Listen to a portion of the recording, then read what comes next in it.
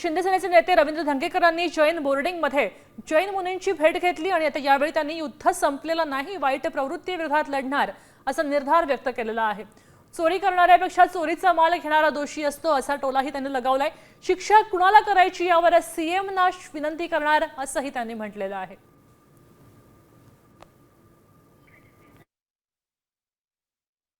आपण म्हणतो की चोरी करणाऱ्यापेक्षा चोरीचा माल घेणारा दोषी असतो। म्हणजे कुणी चोरी केली त्यापेक्षा चोरीचा माल घेणारा दोषी असतो।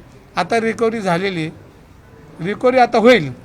आता फक्त सजा कोणाला करायची त्याची विनंती आम्ही देवेंद्र फडणवीस साहेबांना करू, कारण महाराष्ट्र राज्य त्यांच्या हातात आहे। जे ह्या चोरीमध्ये होते त्यांना काय काय शासन करायचं। दुसरा अंक आता संपन आणि तिसऱ्या अंकात मला तर बोलायचं आहे, पण ते आज बोलणार नाही। मी आजही विकृतीच्या विरोधात बोलतो आणि उद्याही विकृतीच्या विरोधात माझ्यासमोर कुणी आलं तरी एक पुणेकर म्हणून माझी भाषा ही पुणेकरांच्या बाजूने असणार।